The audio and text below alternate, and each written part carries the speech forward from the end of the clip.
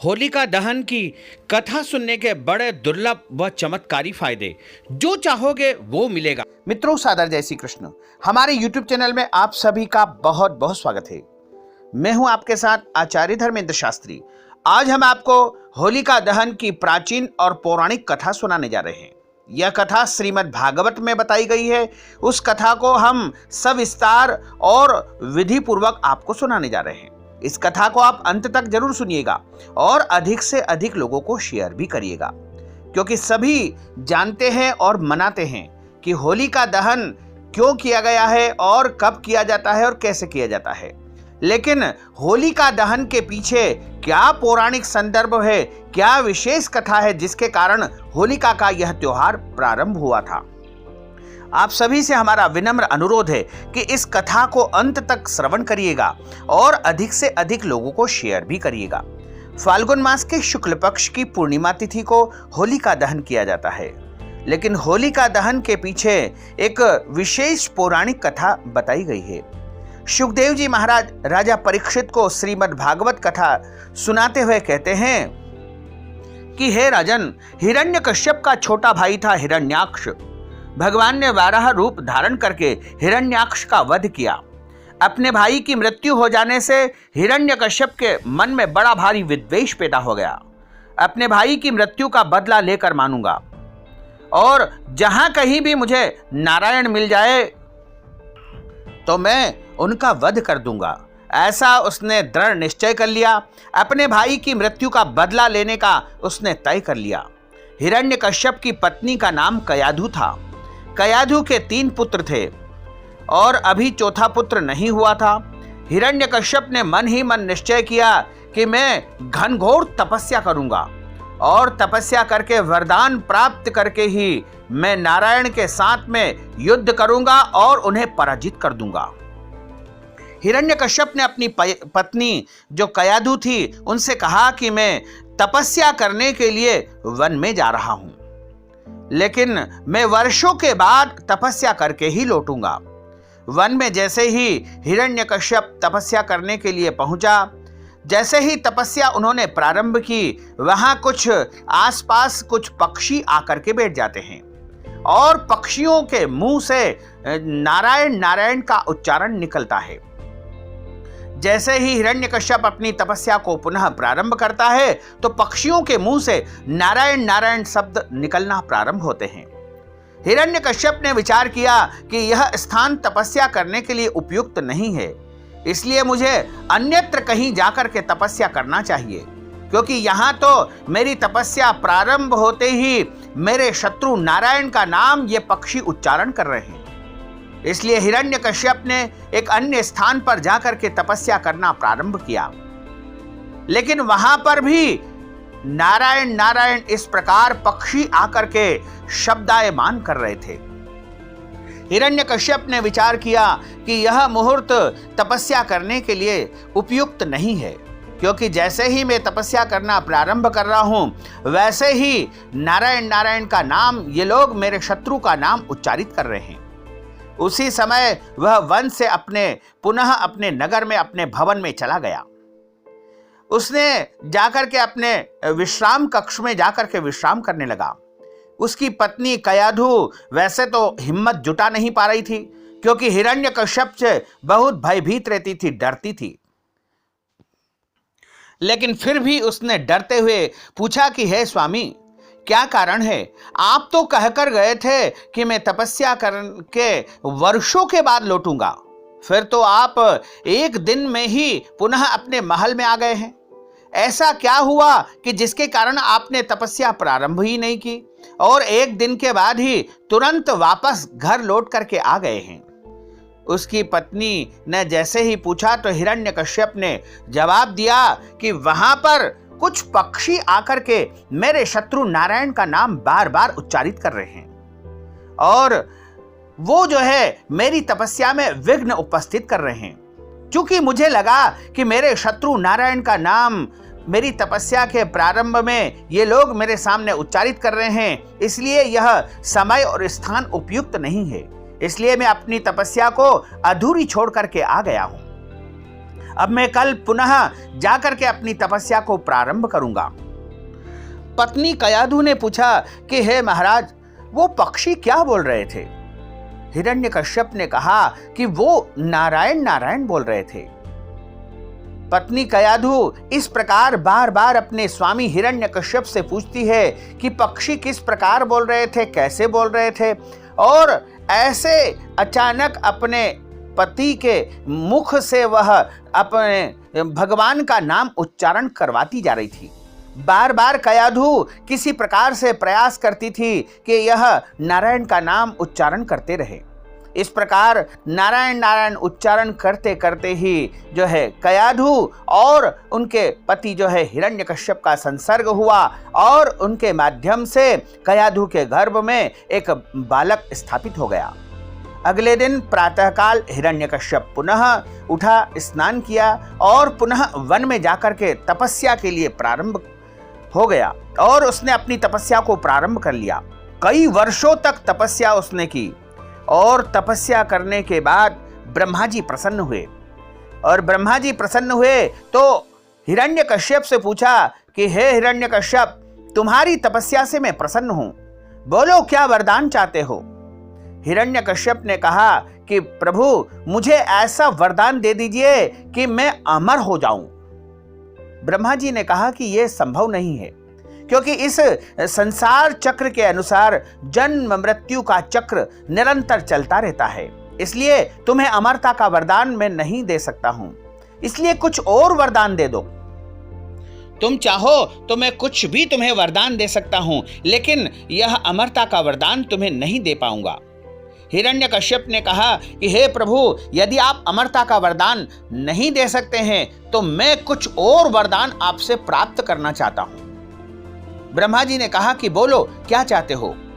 बोले भगवान, मैं चाहता हूं कि मुझे आपके द्वारा बनाया हुआ कोई भी मानव, मनुष्य या जीव जंतु, पशु पक्षी नहीं मार सके, और हे प्रभु, मेरी मृत्यु दिन में न हो और रात में भी न हो, और मेरी मृत्यु अंदर भी न हो और बाहर भी न हो, और मेरी मृत्यु आपके बनाए गए किसी भी महीने में न हो।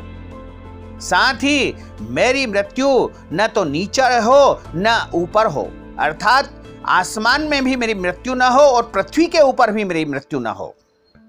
न मुझे मनुष्य मार सके, न मुझे कोई जीव जंतु मार सके, न मुझे कोई शेर या कोई प्राणी मार सके, और मेरी मृत्यु न रात में हो न दिन में हो।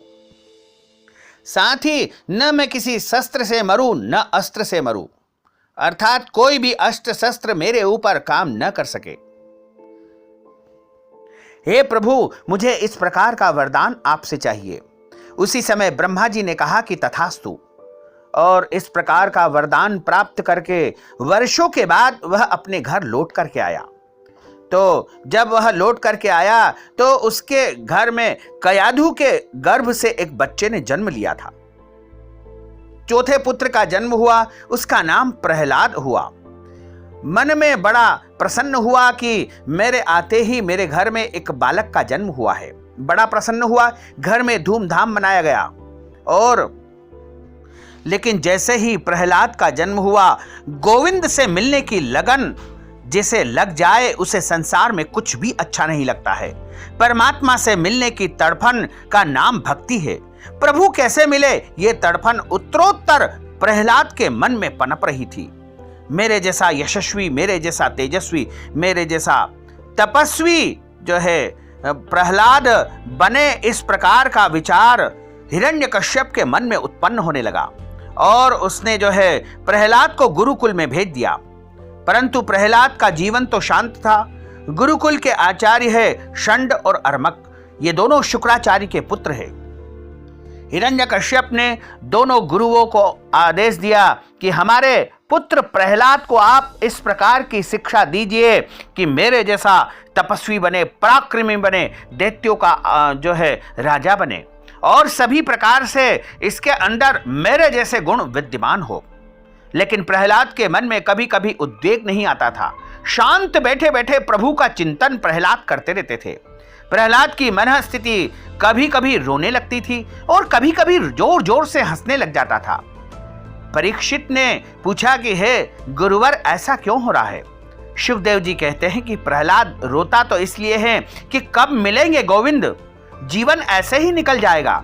हंसते इसलिए हैं कि कितनी बड़ी कृपा की कि मुझे मानव का शरीर दिया है, मुझे मनुष्य का जन्म मिला है। ये तुम्हारी बहुत बड़ी कृपा दृष्टि हुई है प्रभु। गुरुकुल से प्रहलाद आज राजसभा में गुरु जी के साथ में आए। हिरण्यकश्यप ने दौड़ करके अपने सबसे छोटे पुत्र प्रहलाद को अपने गले से लगा लिया। प्यार से पूछा कि बेटा, तुम गुरुकुल में पढ़ने गए थे, गुरुजी ने जो पाठ पढ़ाया है वह हमें सुनाओ। प्रहलाद जी ने बहुत सुंदर उपदेश अपने पिता हिरण्यकश्यप को दिया कि पिताजी, मैंने यह अनुभव किया है कि संसार में हम जहां भी सुख की कामना करते हैं, लेकिन सुख है कहां?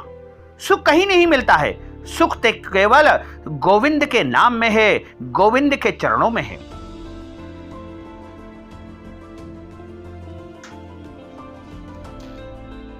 आत्मा के कल्याण की कामना जिस व्यक्ति के मन में है, उसे घर छोड़ करके वन में चले जाना चाहिए।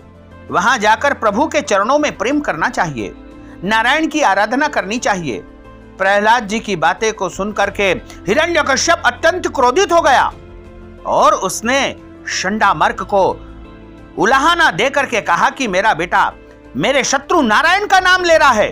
यह कैसा उपदेश दिया है, कैसी शिक्षा दी है? मेरा पुत्र मुझे नारायण के भजन की प्रेरणा दे रहा है।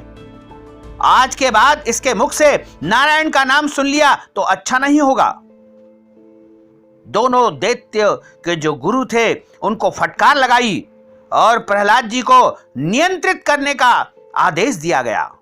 प्रहलाद जी का हृदय तो गोविंद से जुड़ गया था, वो तो भक्ति के रंग में रंगे हुए थे, क्योंकि परमात्मा से प्रहलाद जी का संबंध जुड़ गया था।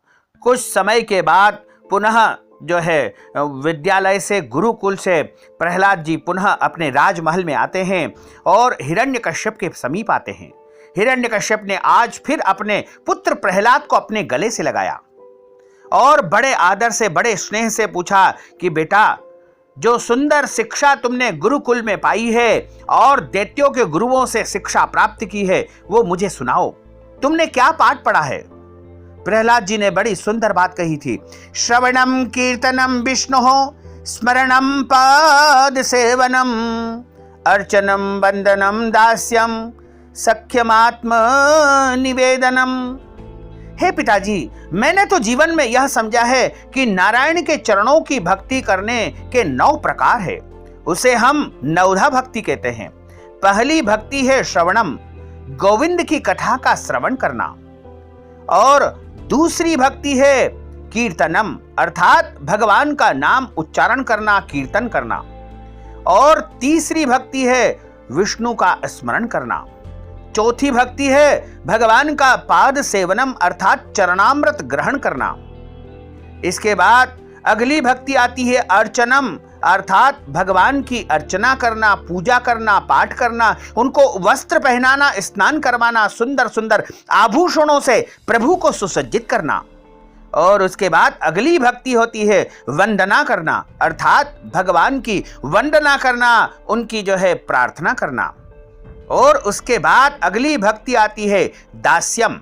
दास्यम का अर्थ होता है भगवान की सेवा करना, मंदिर में जाकर के झाड़ू लगाना, मंदिर में जाकर के पोछा लगाना, प्रभु के जो है निर्माल्य की साफ सफाई करना, प्रभु के स्थान की सफाई करना, प्रभु की जो है सेवा करना, इसे दास्यम कहा गया है।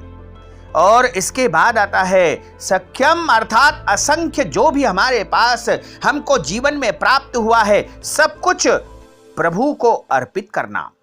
आत्मनिवेदनम, अर्थात प्रभु को सब कुछ निवेदन कर देना, अर्थात जो भी हमने संसार में पाया है, धन पाया है, वैभव पाया है, संपत्ति पाई है, या जो भी हमारे पास आज है वह प्रभु को समर्पित कर देना और मन में विचार करना कि हे प्रभु, इसे मैं प्रसाद रूप में आज्ञा से आपकी ग्रहण कर रहा हूं। इस प्रकार आत्मनिवेदनम, अर्थात प्रभु को सब कुछ समर्पित कर देना, प्रहलाद की इन बातों को सुनकर के हिरण्यकश्यप बहुत ज्यादा क्रोधित हो गया और प्रहलाद को मारने का प्रयास किया। सबसे पहले उसने बड़े भारी जलाशय में प्रहलाद को फेंक दिया उठा करके, और पर्वत से फेंका गया और हाथियों को बुलाया गया कि इसको हाथियों के पैर के नीचे कुचल डाला जाए और इसको भूखा रखा जाए। लेकिन सारे प्रयास हिरण्यकश्यप को मारने के, जो प्रहलाद को मारने के जो प्रयास लगातार हिरण्यकश्यप कर रहा था, वो सारे असफल हो गए और किसी भी तरह से अपने पुत्र प्रहलाद को मार नहीं पा रहा था। हिरण्यकश्यप बार बार चिंतित रहता था कि आखिर इस मेरे शत्रु के नाम लेने वाले मेरे पुत्र को कैसे मार दिया जाए। उसने तत्काल अपने सैनिकों को आज्ञा दी कि जाओ इसको बड़े भारी जेल खाने में डाल दो और इसको वहां पर भूखा रखो, कुछ भी खाने को मत देना। प्रहलाद को बड़े भारी जेल खाने में डाल दिया गया। अब हिरण्यकश्यप तरह तरह से विचार करने लगा कि कैसे इसको मारा जाए, कैसे इसको मारा जाए। एकाएक उसके मन में विचार आता है और वह अपनी बहन होलिका को आदेश देता है। होलिका को बुलाता है और कहता है कि तुमको तो वरदान प्राप्त हुआ है कि अग्नि तुम्हें जला नहीं सकती है, तो तुम अपने जो है भतीजे को यानी मेरे बेटे प्रहलाद को अपनी गोद में लेकर के बैठ जाना और तुम्हारे आसपास अग्नि प्रज्वलित कर दी जाएगी, तुम तो बच जाओगी और प्रहलाद जल करके भस्म हो जाएंगे। होलिका ने तुरंत ही अपने भाई की बात मान ली और उस दिन फाल्गुन मास के शुक्ल पक्ष की पूर्णिमा तिथि थी। शाम का समय था, सूर्यास्त हो चुका था। होलिका को बैठाया गया, उसकी गोद में प्रहलाद को बैठाया गया। चारों तरफ अग्नि प्रज्वलित कर दी गई और अग्नि प्रज्वलित करने के बाद क्या होता है कि जो होलिका थी वह जल करके भस्म हो गई और प्रहलाद प्रभु की कृपा से उस अग्नि से सुरक्षित बच करके बाहर निकल गए। ये सारा दृश्य देख करके हिरण्यकश्यप को बहुत ज्यादा क्रोध आया। हिरण्यकश्यप ने अनेकों प्रकार से जो है प्रहलाद को मारने का प्रयास किया, लेकिन फिर से जो है वह बच जाते थे, बार बार बच जाते थे। फिर उसने कारागृह में डाल दिया और तरह तरह की सजाएं प्रहलाद को देने लगा, लेकिन हार गया और उसने कहा कि सैनिकों जाओ इसको ले जाओ, पकड़ करके ले जाओ। और सैनिकों को जब आदेश दिया, सैनिक पकड़ करके ले जाते हैं, तो क्या देखा कि हजारों सैनिक जो है असुर सैनिक वह पकड़ करके ले जा रहे थे। लेकिन जैसे ही प्रहलाद को छूते हैं, उनका स्पर्श करते ही सैनिक तो जोर जोर से नाचने लगे, क्योंकि प्रहलाद के मन में प्रभु का जो है भाव उत्पन्न हो रहा था और प्रभु की तरंगे प्रहलाद के मन में चल रही थी, उसके शरीर में चल रही थी और उसके मन से, शरीर से, उसके रोम रोम से नारायण का नाम उच्चारित हो रहा था। क्या उच्चारित हो रहा था? श्रीमन नारायण नारायण नारायण, लक्ष्मी नारायण नारायण नारायण, राम नारायण नारायण नारायण, बद्री नारायण नारायण नारायण, मुक्ति नारायण नारायण नारायण, श्रीमन नारायण नारायण नारायण। इस प्रकार जो है बार बार नारायण नारायण का उच्चारण करने लगे और सारे जो है सैनिक भी जोर जोर से नाचने लगे और नारायण नारायण का उच्चारण सभी करने लगे। जैसे ही हिरण्यकश्यप ने देखा कि ऐसे कीर्तन की आवाज आ रही है, सब लोग नाच रहे हैं, गुरु भी नाच रहे हैं, सैनिक भी नाच रहे हैं और कीर्तन प्रहलाद को छूते ही सारे लोग कीर्तन कर लेते हैं। हिरण्यकश्यप जो है वहां जाता है और जोर से जो है प्रहलाद को नहीं छुआ और मुष्टि का प्रहार करके जमीन पर किया। जोर से आवाज आई, कीर्तन बंद हो गया। हिरण्यकश्यप जोर से चिल्लाया, ये सब क्या हो रहा है सैनिकों? गुरुदेव ये सब क्या हो रहा है? गुरुदेव बोले, महाराज आपसे हम सत्य कहते हैं कि हम तो प्रहलाद को मना करने आए, लेकिन इसको छूते ही हमें जैसे करंट लगता हो और हम लोग नाचने लगते हैं। परंतु सुनिए महाराज, बहुत आनंद आया। हिरण्यकश्यप क्रोधित होकर के बोला कि एक तो तुम बच्चों की बुद्धि बिगाड़ते हो, फिर कहते हो आनंद आया। हिरण्यकश्यप क्रोधित हुआ और दौड़ करके जाकर के प्रहलाद को पकड़ लिया। अरे दुष्ट, अरे मंदात्मन प्रहलाद, सुन, मैंने तुम्हें बार बार समझाने का प्रयास किया, लेकिन तुमने मेरी एक भी बात नहीं सुनी। आज यमराज के पास जाने से तुम्हें कोई नहीं रोक सकता है। किसने तुमको बड़बोला बनाया है? इतना उद्दंड तुमको किसने बनाया है? मेरी परवाह किए बिना मेरे विद्यालय में तुमने मेरे शत्रु का नाम का कीर्तन किया है। सबको कीर्तन में नचाते हो, मेरे शत्रु के नाम का कीर्तन करते हो। आज मैं तुम्हें समाप्त कर दूंगा, तुम्हारा वध कर दूंगा। पहले उसी से निपट लेता हूं। बताओ तुम्हारा नारायण कहां है?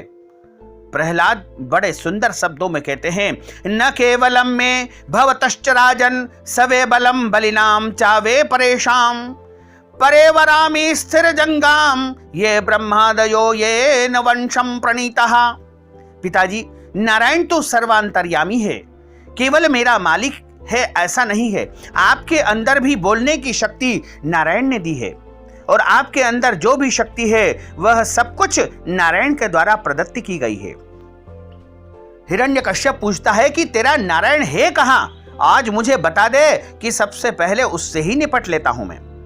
और प्रहलाद कहते हैं कि हर जगह विद्यमान है, सर्वत्र विद्यमान है। मेरे प्रभु तो कण कण में निवास करते हैं। तब हिरण्यकश्यप ने कहा कि बता कहां निवास करते हैं? बोले, इस खंबे में भी मेरे प्रभु निवास करते हैं। वैसे ही हिरण्यकश्यप ने जो है अपनी तलवार उठाई और जोर से खंबे में प्रहार किया, और उस खंबा के द्वारा उस खंबे में फट गया और उससे भगवान नरसिंह का प्रागट्य हुआ। बोलिए नरसिंह भगवान की जय। इतनी जोर से शब्द करते हुए भगवान नरसिंह हुंकार भरते हुए, बड़ी बड़ी दाढ़ी मूछे बड़े बड़े दांत दिखा करके हुंकार भरते हुए सारे लोग डर गए। एक बार तो हिरण्यकश्यप इतनी जोर से सुनकर वहीं गिर पड़ा। अपने नन्हे से बालक की रक्षा करने के लिए भगवान को इतना विकराल रूप आज धारण कर लिए है। भगवान जब प्रकट हुए तब उन्होंने जो है तत्काल जाकर के सबसे पहले हिरण्यकश्यप को पकड़ लिया और पकड़ करके अपनी गोदी में लेटा लिया और गोदी में लेटा करके चीरने लगे। फिर भी हिरण्यकश्यप बोलता है कि तुम मुझे नहीं मार पाओगे, क्योंकि मैंने तो ब्रह्मा से वरदान लिया है। नरसिंह भगवान कहने लगे कि बताओ तुमने क्या वरदान लिया है? बोले, न मैं मनुष्य से मरूं, न किसी जीव जंतु से मरूं। बोले, मैं न मनुष्य हूं न कोई जीव जंतु हूं। बोलिए, मैं ब्रह्मा के बनाए हुए किसी भी व्यक्ति से नहीं मरूं। बोले, मुझे ब्रह्मा नहीं बनाते हैं, मैं ब्रह्मा को बनाता हूं। बोले, मैं दिन में मरूं न रात में मरूं। बोले, अब दिन भी नहीं है रात भी नहीं है। बोले, मैं नीचे न मरूं ऊपर भी नहीं मरूं।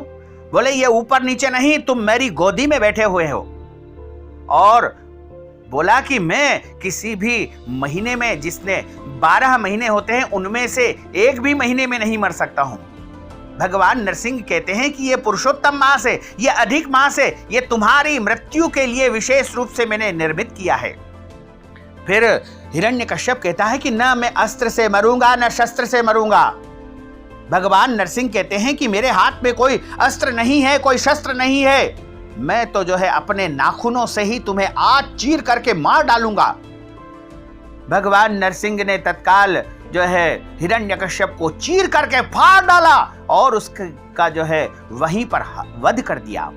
अब अपने नन्हे से भक्त प्रहलाद को आशीर्वाद दिया। इधर माता महालक्ष्मी को जैसे ही पता लगा कि नारायण ने तो जो है भयंकर रूप धारण कर लिया है, तो भयंकर रूप को देखने के लिए माता महालक्ष्मी वहां पर आती है। जैसे ही देखती है कहती है, ये मेरे नारायण नहीं हो सकते हैं, ये तो भयंकर रूपधारी है, सिंह रूपधारी नरसिंह है। माता लक्ष्मी भी डर के मारे वापस वैकुंठ लोक को चली गई। अब सारे देवता प्रार्थना करने लगे कि इस भयंकर रूप को कौन शांत करेगा। सारे देवी देवता आपस में जो है परामर्श करने लगे। अंत में निष्कर्ष यह निकला कि जिसके कारण प्रभु ने यह अवतार लिया है वह प्रहलाद यदि स्वयं प्रभु से प्रार्थना करेगा तो ही प्रभु अपने सौम्य रूप में पुनः वापस आ पाएंगे। प्रहलाद को सबने समझाया। सारे देवी देवता ने कहा कि तुम जो है भगवान के सामने प्रार्थना करो कि प्रभु अपने सौम्य रूप में आप वापस आ जाइए। और अपने सुंदर रूप का मुझे दर्शन करवाइए। जैसे ही प्रहलाद ने प्रभु से प्रार्थना की, उसके बाद प्रभु अपने सौम्य रूप में पुनः उपस्थित हुए और सभी भक्त जनों को आशीर्वाद दिया और आकाश से पुष्प वर्षा होने लगी, जय जयकार होने लगी। बोलिए लक्ष्मी नारायण भगवान की जय, बोलिए श्री वृंदावन बिहारी लाल की जय। तभी से होलिका दहन का यह महापर्व प्रारंभ होने लगा और सभी लोग अपने घर में बुराई को नष्ट करने के लिए, अच्छाई को अपने घर में लाने के लिए, सभी नकारात्मक शक्तियों को समाप्त करने के लिए होली का त्योहार धूमधाम से हर्षोल्लास के साथ मनाते हैं और लगातार मनाते रहेंगे। आपको सभी को और आपके पूरे परिवार को होलिका महापर्व की बहुत बहुत शुभकामनाएं और बधाइयां। मित्रों, आपसे हमारा अनुरोध है कि इस दिव्य और ज्ञानमयी कथा को अधिक से अधिक लोगों को शेयर करिएगा, लाइक करिएगा, कमेंट करिएगा और कमेंट बॉक्स में प्रभु का नाम जरूर लिख दीजिएगा। और इसी प्रकार लगातार आप हमसे जुड़िएगा, हमारे चैनल को सब्सक्राइब करते रहिए। आपको और आपके पूरे परिवार को सादर जय श्री कृष्ण, सादर धन्यवाद।